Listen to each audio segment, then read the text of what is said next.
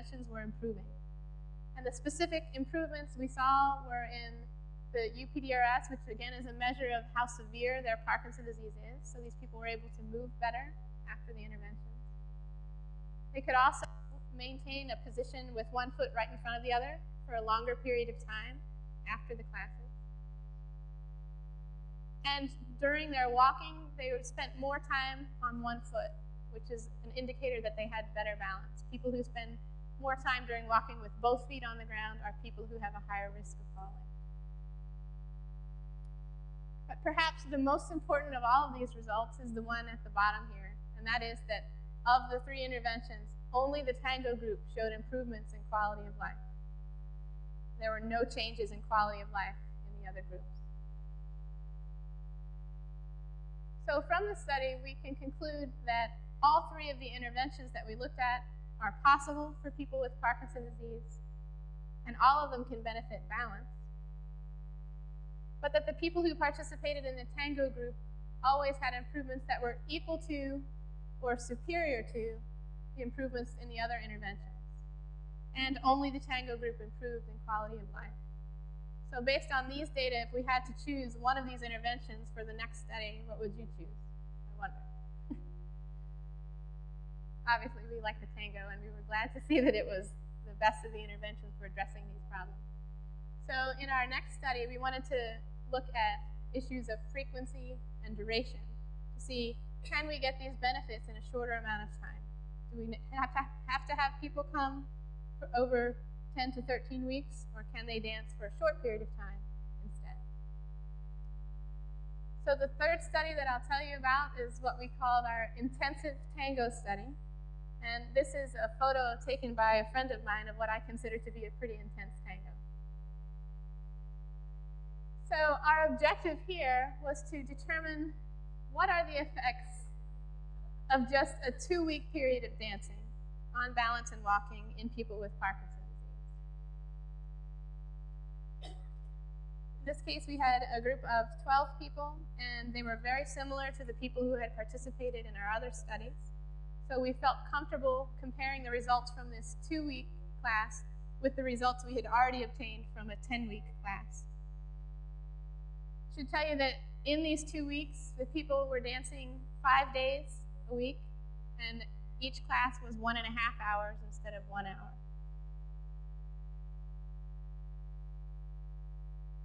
So with this intensive tango, we did see improvements with just 2 weeks of dancing. And in fact, the improvements were significant for our balance measure and also for the time they were able to stand with one foot right in front of the other. The other changes here, particularly in the distance walk in 6 minutes, although not statistically significant, may reflect a functionally important improvement and may help people with their activities of daily living.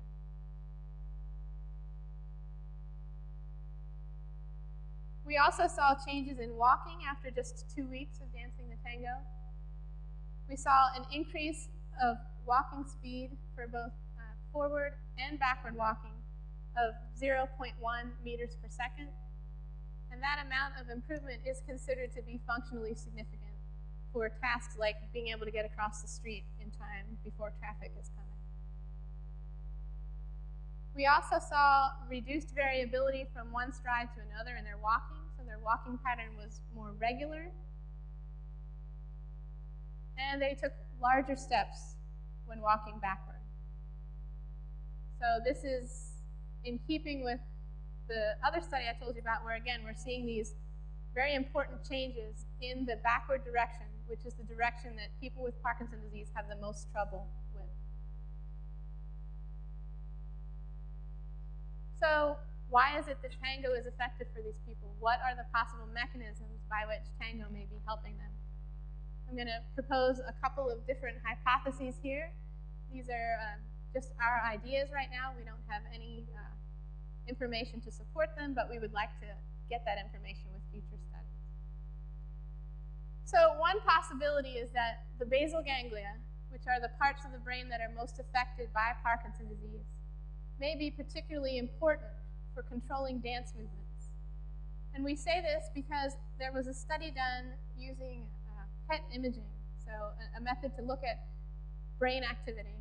And this study showed that the basal ganglia region of the brain was more active when people were doing tango movements to a predictable rhythm than it was in other tasks. So maybe the basal ganglia are really important for controlling these movements, and by having people practice these movements, we might be engaging the parts of the brain that normally they're not able to use as well because of their disease. Another possibility is that the auditory signals that come from the music might be very important. And they may actually help to bypass the basal ganglia and facilitate the use of other parts of the brain that are not as affected by the disease. And a couple possibilities for how that might work are listed here. So it's possible that the auditory signals can access the complementary motor area via the thalamus.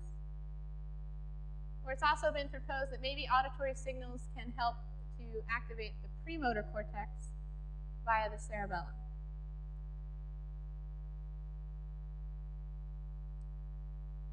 I think that the tango is particularly important because it is something that people enjoy, and as a result, it's something they're likely to continue to do.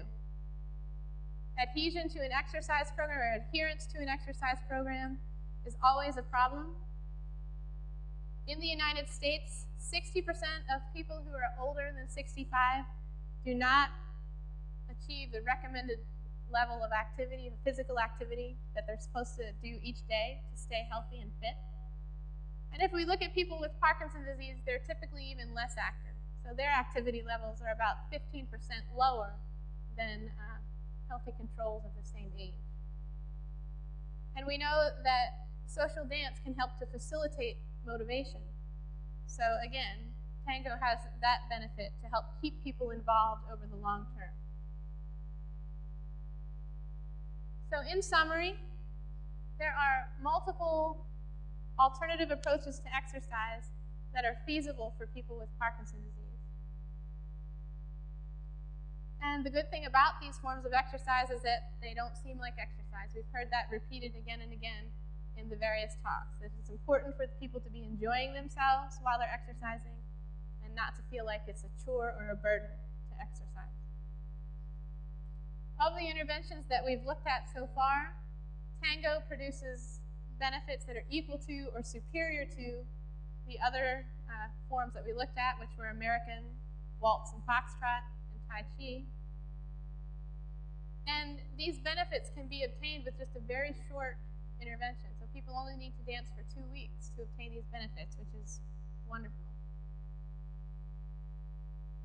So we would like to continue with this line of work in the future, and we have several questions that are outlined here.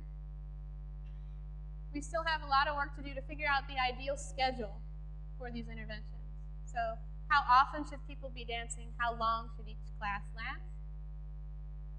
We also need to incorporate follow-up measures like Dr. McKinley did to see whether people maintain their benefits once they've achieved these gains. And ultimately, we'll need to design maintenance programs so that people can continue to participate over the long term and keep the gains that they've achieved during the course of the study. We would also like to figure out more about what particular aspects of the dance are important. So what is the role of music? How important is the partner in the gains that we see? And finally, what is the mechanism for these improvements? And that will require studies using neuroimaging. I have here a list of all of the articles that I've cited, and I have this on paper if anyone is interested in having it. And finally, I'd like to thank all of the people that have been involved in this. Madeline obviously is the primary person. In addition, we've had a whole host of volunteers here that have participated. And we've also had financial support from a number of organizations listed here. But the largest thanks has to go to our participants, certainly. Thank you.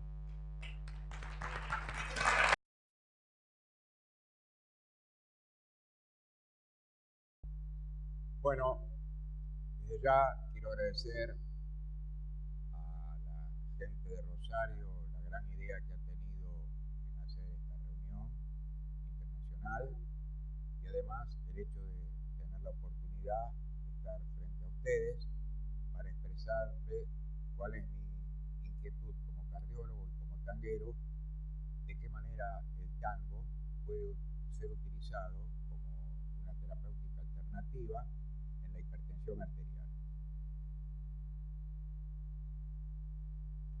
No se puede empezar una reunión de tango y salud sin mencionar lo que ya mencionaron mis colegas Alcosta y Comasco con respecto a la primera comunicación sobre el tango y la salud que la hicieron los franceses en el año 1913 y que fue citado por Sobrino en su diccionario del tango en la página 84, que es una publicación del año 1971, y que en mis búsquedas sobre cosas de tango la encontré, y entonces fui a la hemeroteca de la legislatura de la Ciudad de Buenos Aires, y afortunadamente con la colaboración de los bibliotecarios, conseguí el artículo, que inclusive se los di a muchos amigos que se están dedicando al tango y la salud, sobre todo con respecto a los longevos.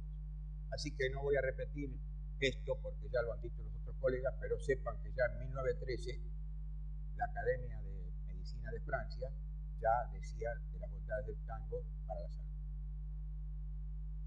Bueno, el tema es que cuando nosotros tenemos un enfermo hipertenso, generalmente no es un hipertenso puro, sino que tiene otros factores.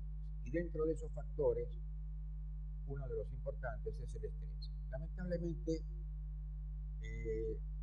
en medios científicos el estrés fue bastante denigrado, tal es así que muchos pseudocientificistas, yo les llamo, decían que el estrés no se podía medir y por tanto entonces no tenía un valor estrictamente, digamos, médico.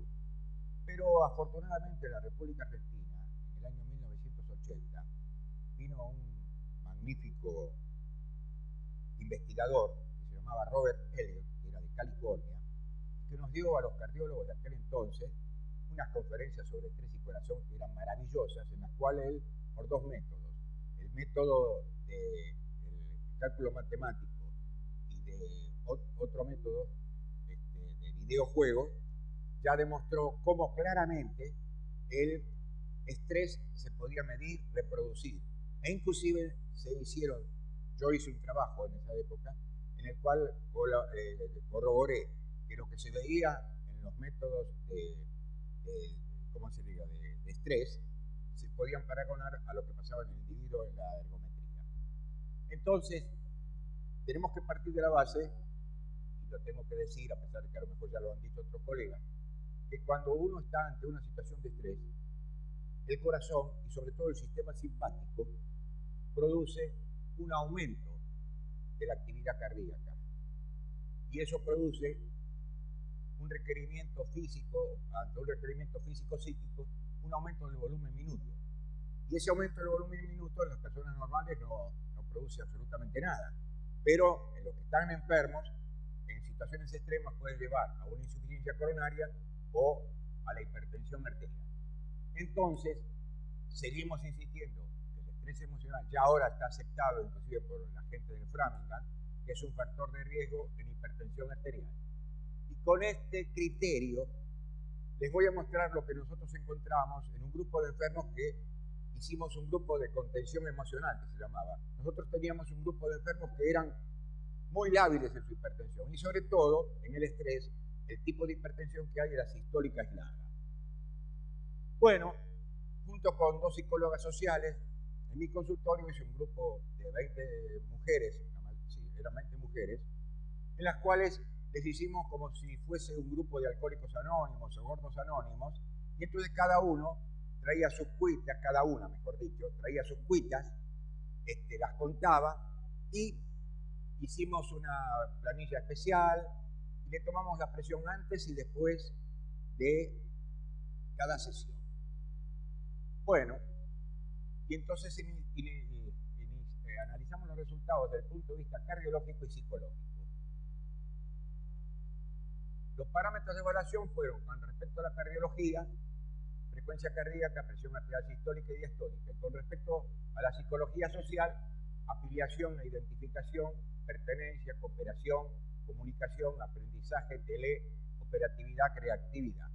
Y cada enferma tenía su planilla especial y después de X cantidad de tiempo hacíamos una evolución. Y después hicimos una evolución final. Estos fueron los resultados. Observen ustedes lo que pasa. La presión basal, teníamos 88 de pulso, 155, 79, y miren lo que pasó en la primera semana. Fue impresionante cómo bajó la presión arterial promedio de los pacientes, y a la cuarta semana más o menos se mantuvo. Acá tienen los gráficos correspondientes. Todo esto fue absolutamente significativo. Y después tenemos acá evolución alejada, que van a ver una cosa muy interesante. Ustedes observen cómo esas cifras, hoy en día, para que tengan alguna idea, en los trabajos de gran cantidad de pacientes para demostrar que una droga es efectiva, a veces con 12 milímetros de mercurio que bajan ya sacan resultados absolutamente significativos.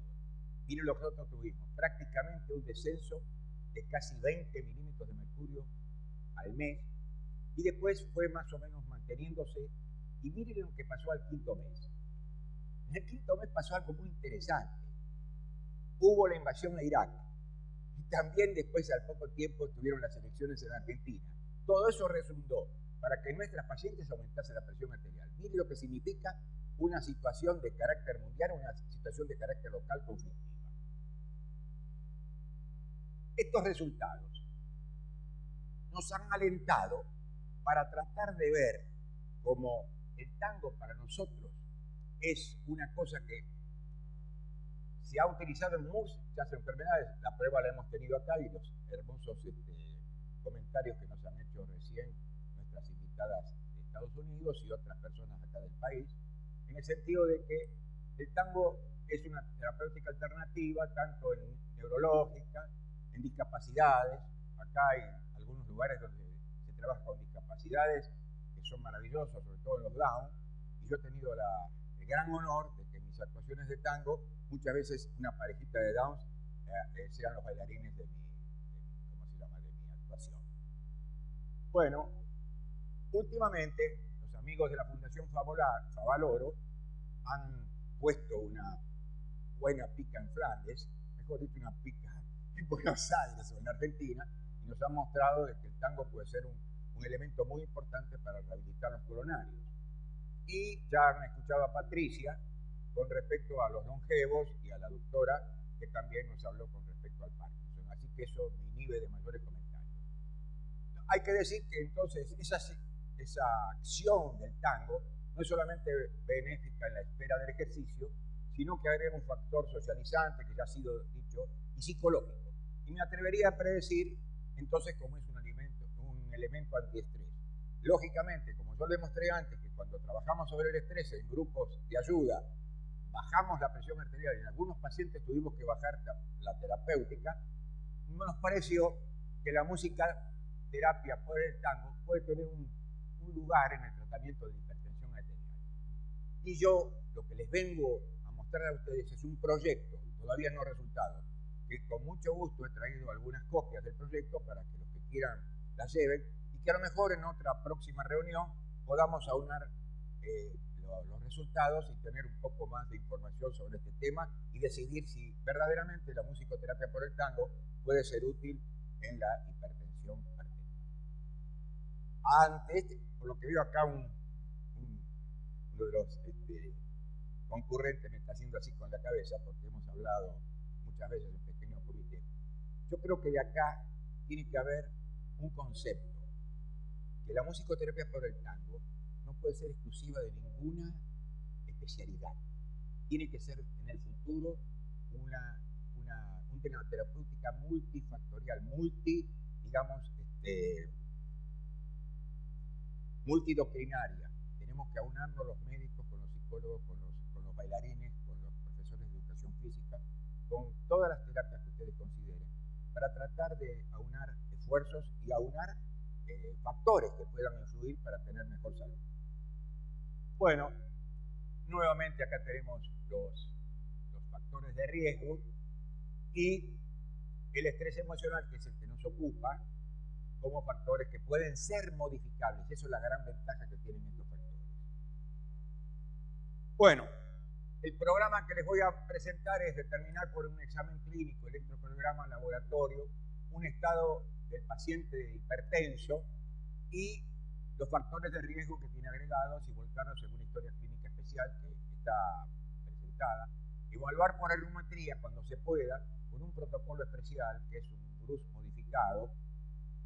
Los protocolos de ergometría tienen diversas cargas de trabajo y modificar el esquema de BRUS, produciendo que la primera carga en lugar de 5 grados de pendiente, porque se hacen cintas, sea de 10 grados, sea de 5 grados, hace que esa actividad sea un poco más lenta y pueda producir en el paciente lo que se llama el steady state para los americanos o el estado estable para nosotros, que es que el organismo se vaya adaptando mejor a ese requerimiento psicofísico que tiene al hacer una ergometría.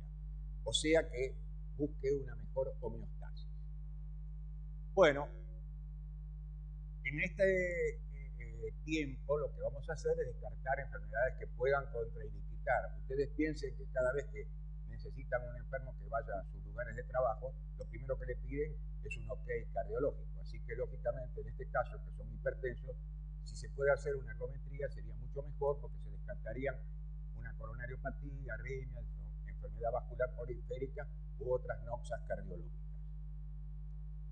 Esta es la historia clínica que, como ustedes ven, es muy detallado porque hay antecedentes de todo tipo, antecedentes personales, familiares, y se busca también el estrés.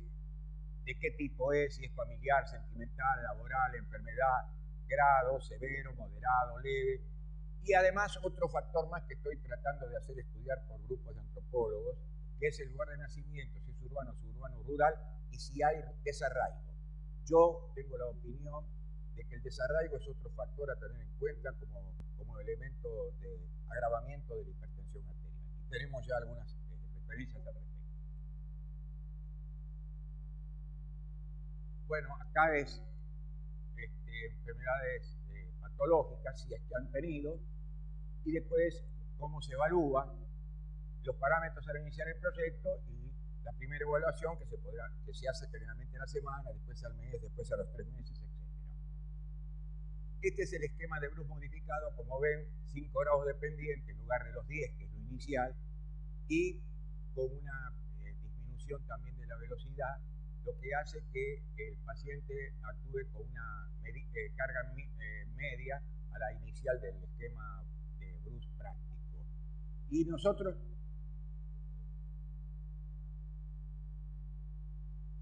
se puede comparar de muchas maneras. Yo le voy a explicar. Mi investigación con respecto a la hipertensión y al ejercicio, hay una relación directa entre la respuesta presora al ejercicio y el trabajo que hace el individuo. Porque usted al iniciar un ejercicio tiene que aumentar la frecuencia y la presión arterial para que haya una buena volumen minuto que llegue a los. Y eso es una cosa fisiológica. Normalmente en cada carga de trabajo tiene que aumentar 10 milímetros de mercurio. En los hipertensos, generalmente en el estado pretest y en la primera carga se produce una elevación brusca de la presión porque falta ese equilibrio entre el requerimiento y la homeostasis que tiene cada individuo. Por ese motivo, nosotros siempre en nuestros trabajos tratamos de evaluar al hipertenso también en el ejercicio, porque consideramos que el individuo, las 3/4 partes de su vida, está en actividad tanto psíquica o física, y únicamente una 1/4 parte de su vida está durmiendo, salvo el que trabaja de noche. Pero entonces es ridículo, como lo decía en su momento Robert Elliott, quedarnos contentos con la presión arterial tomada en el consultorio en condiciones basales cuando el individuo está corriendo 3/4 partes de su vida. Les pido que me disculpen, pero tengo una discordancia entre cada una de las cosas. Bueno, esto se los robé a los muchachos de la Fundación Favaloro, les pido mil disculpas que me acepten, no es un plagio, sino que es una agregada. Dividimos el universo en 2 grupos, como lo dividieron ellos, en baja capacidad funcional o en buena capacidad funcional. El grupo A, como corresponde, deberán iniciar su actividad bailable con tangos lentos, y también esto es de ellos, organito de la tarde, gira, y ciruja. Las cosas buenas hay que imitarlas y no criticarlas. En el grupo B Iniciarán con tangos de nivel 2, el choco, derecho viejo, la lumba, etc. Y la actividad bailable será como mínimo 2 veces por semana, lo ideal es 3, y lógicamente de 1 hora, tal cual como lo han dicho todos ustedes, yo no agrego nada, cada uno lo adapta, digamos, a su lugar de trabajo. Ahora sí la pegué. Previo al baile, los pacientes se les tomará la frecuencia del pulso y la presión arterial sentado, como son las normas de toma de presión arterial. Y se repetirán luego de cada sesión, y estos valores van a ir a una planilla especial que ya después la van a ver. A los 30 días se realizará un nuevo control ergométrico, se evaluará la dosificación de la medicación antihipertensiva, a los 30 días un nuevo control y luego según la evolución y la necesidad de cada individuo. De acuerdo con la evolución de la capacidad funcional y respuesta de su presión arterial, los pacientes podrán aumentar el nivel de actividad de nivel 1 a 2 y de nivel 2 a bailar milongas. Así que también el amigo Tomasco y Pedro. Esta es la planilla de cada individuo para evaluación. Está la fecha, frecuencia, presión y día por día de sesión. Esto es pre-baile, esto es post-baile. Cada enfermo tiene su propia planilla. Cada paciente tendrá una hoja de evaluación clínica y ergométrica para hacer el seguimiento individual grupal y así demostrar si la musicoterapia tiene un lugar o no en el tratamiento de la hipertensión arterial con el cloruro. Esta es la planilla de evaluación clínica. Está el pulso, presión, un comentario y la evaluación ergométrica en los enfermos que se puede hacer. Esto se puede implementar en varios lugares. Puede ser en centros de rehabilitación, puede ser en centros de jubilados, pueden ser en centros de tercera edad, pueden ser en geriátricos. Yo ya llego a Buenos Aires y empiezo a hacer esto en un centro de jubilados que hay en Flores y en 2 centros de jubilados que hay en zona de Palermo. Así que los que quieran van a tener, digamos, la planilla dentro de cierto límite, después haremos a lo mejor fotocopias y vamos a ver si en otra oportunidad voy a traer mis resultados y espero que alguno prenda esta invitación y sí. Bueno, le voy a explicar. Lo ideal es llamar a esta altura de nuestra reunión, hay que llamarlo tangoterapia, no musicoterapia. Lo que pasa, le voy a explicar. Estamos un poco confundidos porque en la literatura se empezó hablando de musicoterapia. Lógicamente, el tango ha sido un boom a nivel internacional y ha sido más importante antes que nosotros, porque verdaderamente ustedes ven trabajo en la universidad de en Inglaterra, en California, en Canadá, y no miran, en Nueva York se quedan estupefactos de ver la cantidad de lugares de tango en el cual se enseña y además se utiliza como musicoterapia. Pero la verdadera palabra, escuchando que lo ha dicho, para dejar cenada de la situación, es tangoterapia. Bueno, creo que, si no me equivoco, a ver, he terminado. Así que muchas gracias por su atención. Y ya voy a terminar con ustedes lo que pasa.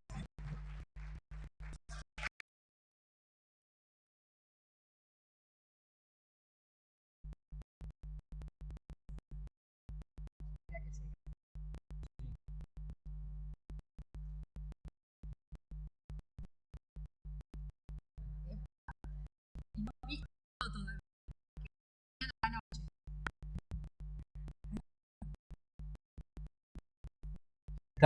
Sí. Entonces,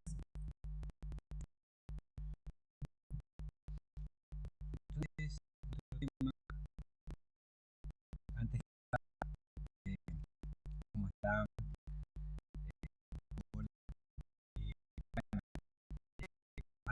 me parece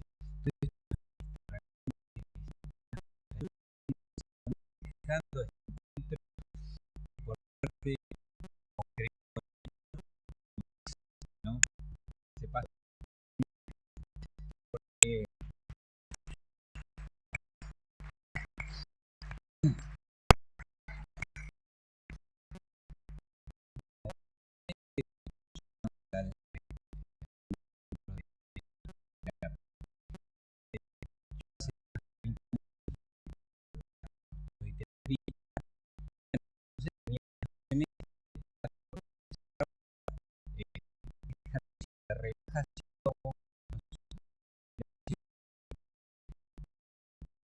después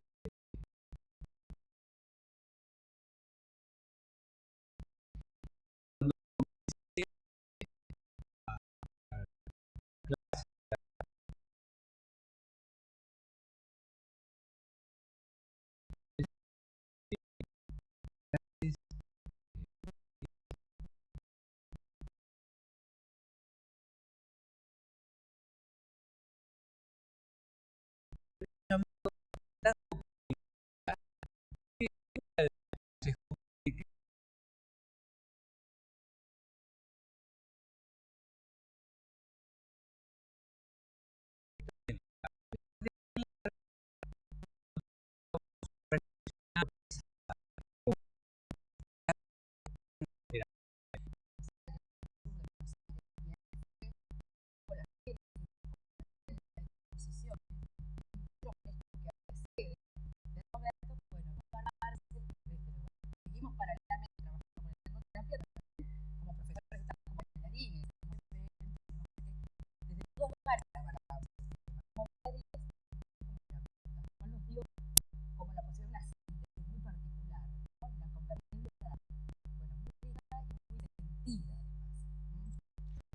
No, no. No. Bueno, entonces estamos charlando sobre este tema de implementar el tango terapia, dar clases de tango y aplicar los conocimientos de psicología, cuando nos enteramos del libro de Trocero. Pero salimos corriendo a comprarlo, pero tal cual, fuimos corriendo cerca de la Facultad de Medicina a comprar el libro porque nos pareció, pero ¿cómo? ¡Qué bárbaro esto! Qué coincidencia, nos viene como anillo al dedo. Pero ahí nomás ya apareció Congreso de tal. Pero era todo,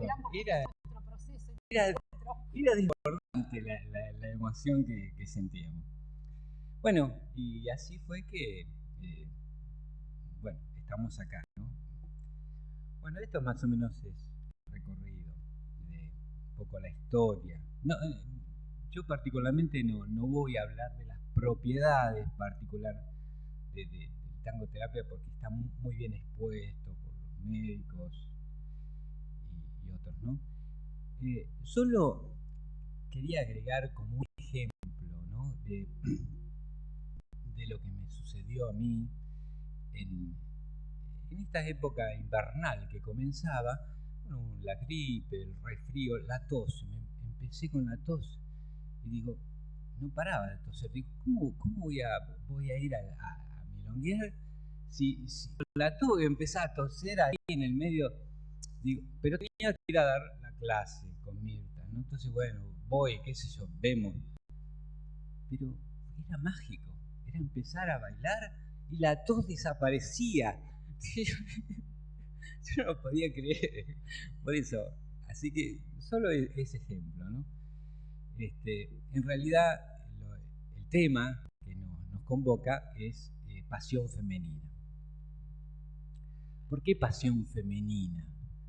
Porque andando, ¿no? por el mundo, distintas partes del mundo, Italia, Brasil, Cuba, hablaba con distintas personas, generalmente mujeres, donde charlando sobre el tema del tango, yo les preguntaba, ¿pero vos te gustaría bailar, aprender a bailar tango? Pero ¿qué mujer no le gustaría bailar el tango?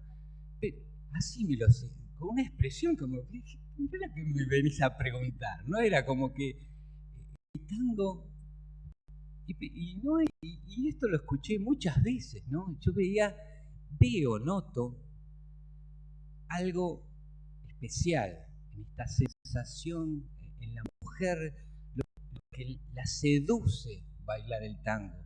Si bien nosotros los hombres también nos apasiona, pero ustedes ven, la proporción no es la misma. Son muchas más mujeres que toman clases de tango, que hay en la milonga. Son más, las mujeres son más. Es la danza en general. Bueno, pero como estamos en tango, Apoyo esa emoción se está convirtiendo en feminista. la mujer se apropió de todos los espacios. Así que mejor que nos llevemos bien